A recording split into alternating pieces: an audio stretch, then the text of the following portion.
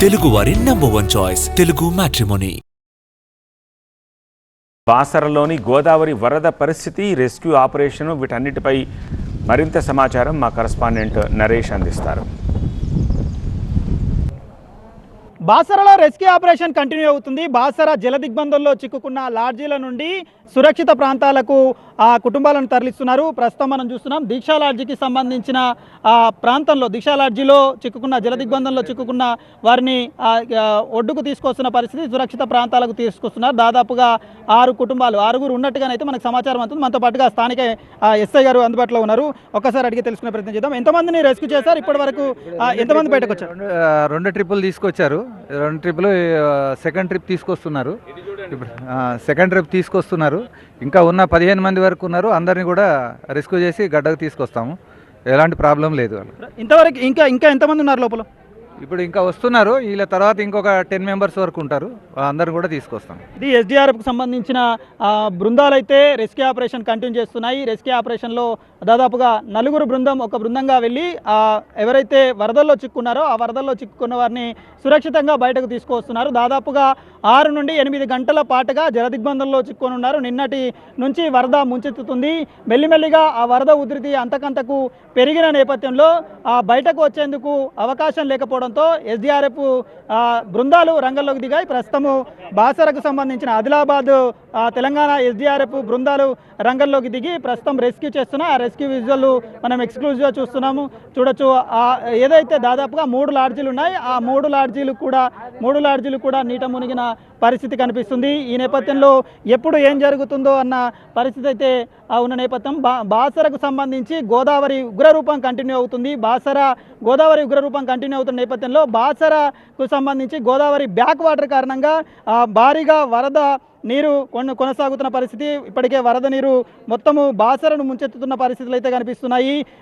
పూర్తిగానైతే జల దిగ్బంధంలో చిక్కుకున్న పరిస్థితి కనిపిస్తుంది. ప్రస్తుతము ఈ ఇన్ఫ్లో, ఎస్ఆర్ఎస్పీకి వస్తున్న ఇన్ఫ్లోనే ఇప్పుడు ఈ ప్రమాద తీవ్రతను పెంచుతుంది. ఎస్ఆర్ఎస్పీ నుంచి 4,30,000 ఇన్ఫ్లో ఉంటే అవుట్ఫ్లోగా 5,71,217 క్యూసెక్ల వాటర్ను దిగువగలుగుతున్నారు. ఇప్పుడు ఆ 5,71,217 క్యూసెక్ల వరద నీరు ఏదైతే ఉందో అది గోదావరికి వస్తుంది. ఆ గోదావరికి వస్తున్న నీరంతా బాసరలో గోదావరి పుష్కర ఘాట్ నుండి ముంచెత్తింది. ఇప్పటికే పుష్కర ఘాట్ నుంచి దాదాపుగా 20 అడుగుల పైనే ఆ గోదావరి వరద ఉప్పొంగి ప్రవహిస్తుంది. ఆ 20 అడుగుల పైన ఉన్న ప్రాంతం బ్యాక్ వాటర్ అంతా కూడా కాలనీలను జల దిగ్బంధం చేస్తున్న పరిస్థితి విజువల్లో చూడొచ్చు. రెస్క్యూ ఆపరేషన్ కంటిన్యూ అవుతుంది. రెస్క్యూ ఆపరేషన్లో భాగంగా ప్రస్తుతానికైతే నలుగురిని రెస్క్యూ చేసి బయటకు తీసుకువస్తున్న దృశ్యాలు చూస్తున్నాము.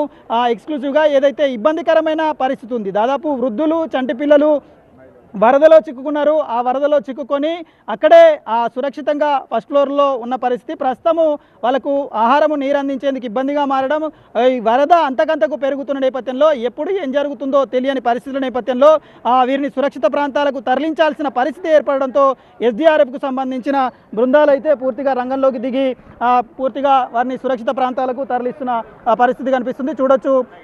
దీనికి సంబంధించి ఎస్డీఆర్ఎఫ్కు సంబంధించిన బృందాల తర్వాత వీళ్ళు సేఫ్గా బయటకు వస్తున్న పరిస్థితి కనిపిస్తుంది. బృందాలు వారిని రెస్క్యూ చేసి బయటకు తీసుకొస్తున్న పరిస్థితి కనిపిస్తుంది. రెస్క్యూ చేసి చంటి పిల్లలు, చిన్నారులు కూడా ఉన్న పరిస్థితి కనిపిస్తుంది. ఈ నేపథ్యంలో ఇబ్బందికరమైన వాతావరణం ఉంది. చూడొచ్చు, వాళ్ళని సేఫ్ చేసి బయటకు తీసుకొస్తున్నారు ఎస్డీఆర్ఎఫ్కు సంబంధించిన బలగాలు. చిన్నారులు కూడా ఉన్నారు. ఎస్డీఆర్ఎఫ్ ఆదిలాబాద్కు సంబంధించిన బృందాలు అయితే రంగంలోకి వీళ్ళు తీసుకువస్తున్నారు. చిన్నపిల్లలు, చంటి పిల్లలతో ఇబ్బంది పడ్డ పరిస్థితి. వారందరూ దాదాపుగా 6-7 గంటలుగా ఇందులోనే వరదల్లోనే చిక్కుకుపోయిన పరిస్థితి. వాళ్ళ పరిస్థితి ఏంటి, ఎట్లా ఉన్నారు, ఇప్పటి వరకు వాళ్ళ సిచ్యువేషన్ ఏంటో తెలుసుకునే ప్రయత్నం చేద్దాం. ప్రస్తుతానికి వాళ్ళను సేవ్ చేసి బయటకైతే తీసుకొని వస్తున్నారు ఎస్డీఆర్ఎఫ్కు సంబంధించిన బృందాలు. ఎలాంటి ఇబ్బంది కలగకుండా, ఎలాంటి ప్రాణ నష్టం జరగకుండా దాదాపుగా జల దిగ్బంధంలో చిక్కుకొని 6-7 గంటలుగా ఉన్న పరిస్థితి నుండి బయటకు వచ్చిన పరిస్థితి కనిపిస్తుంది. వీళ్ళు సేఫ్గా, వృద్ధులు ఉన్నారు, చంటి పిల్లలు ఉన్నారు, వీళ్ళంతా కూడా బిక్కుబిక్కుమంటూ గడిపిన పరిస్థితి. ఎన్ని గంటలుగా మీరు వరదల్లో ఉన్నారమ్మా? ఎన్ని గంటలుగా వరదలో ఉన్నారు మీరు? నిన్నటి నుండి. ఎట్లా అక్కడ వరదలు ఎక్కువగా వస్తున్నాయన్న నేపథ్యంలో బయటకు వచ్చేందుకు ప్రయత్నం చేయలేదు? గంటకి ఫ్లోర్ పెరుగుతూనే ఉంది. ఎంతమంది ఉండే మీరు కుటుంబం? 10 కుటుంబాల వరకు. 10 కుటుంబాలు. ఇప్పుడు ఎంతమంది బయటకు వచ్చారు? అది ఇప్పుడు 8 కుటుంబాల వరకు బయటకు వచ్చేసినాం. మొత్తం వచ్చేసినాం. మీ కుటుంబంలో ఎంతమంది ఉండే? 4 మెంబర్స్. చిన్న పిల్లలు ఎంతమంది ఉన్నారు? మా కుటుంబంలో అందరు పెద్దవాళ్ళే, ఇక మిగతా వాళ్ళందరూ చిన్న పిల్లలు ఉన్నారు. ప్రస్తుతం వీళ్ళనైతే తీసుకొచ్చిన పరిస్థితి చూడొచ్చు. వారందరూ కూడా ఆ బాసరకు సంబంధించిన ఓ లాడ్జిలో ఉంటున్న కుటుంబ సభ్యులు, వాళ్ళు ఇబ్బందికరమైన పరిస్థితిలో ఉన్నారు. ఎన్ని గంటలుగా ఉన్నారమ్మా లోపల? మార్నింగ్ నుండి ఉన్నాం అక్కడనే మేము. ఎట్లా ఉండే సిచ్యువేషన్? అంటే బయటకు వచ్చే పరిస్థితి లేకుండా లేకుండే చంటి పిల్లలతో ఉన్నారు కదా. అవును. ఇప్పుడు ఎక్కడికి తరలిస్తున్నారు? ఇక్కడనే ఎక్కడ రూమ్లో తీసుకున్నాం.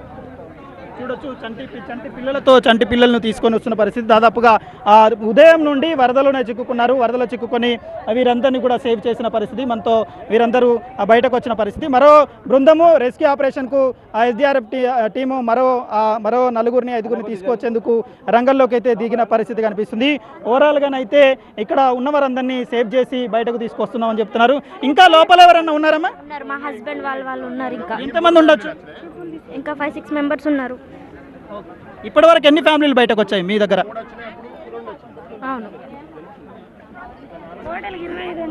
మొత్తం 25 మంది జలదిగ్బంధంలో చిక్కుకున్నారు. ఆ జలదిగ్బంధంలో చిక్కుకున్న 25 మందిని రెస్క్యూ చేసి తీసుకువచ్చిన పరిస్థితి అయితే కనిపిస్తుంది.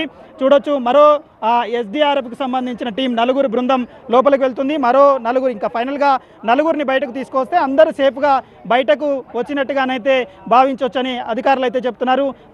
పోలీసుల పర్యవేక్షణలో ఎస్డీఆర్ఎఫ్కు సంబంధించిన టీము పూర్తిగా రంగంలోకి దిగి సురక్షిత ప్రాంతాలకు, ఈ లోతట్టు ప్రాంతాల్లో ఏదైతే జలదిగ్బంధంలో గోదావరి ఉగ్రరూపం కారణంగా గోదావరి బ్యాక్ వాటర్ ఆలయ పురవీధులను ముంచెత్తడం కారణంగా జలదిగ్బంధంలో చిక్కుకున్న వాళ్ళందరూ సేఫ్గా బయటకు వస్తున్న పరిస్థితి కనిపిస్తుంది. చూడొచ్చు, ఆ వైపుగా మన ఎడమ చేతి వైపుగా ఆలయంకి సంబంధించిన ప్రధాన దారి ఉంటుంది. కూతవేట దూరంలోనే, కేవలం 200 మీటర్ల దూరంలోనే అమ్మవారి ఆలయానికి సంబంధించిన దారి.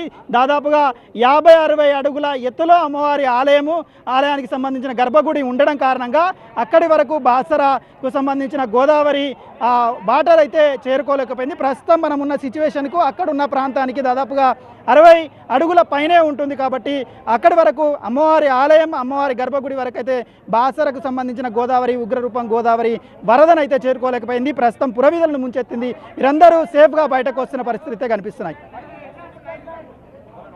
తెలుగు వారి నంబర్ 1 చాయిస్ తెలుగు మ్యాట్రిమోనీ.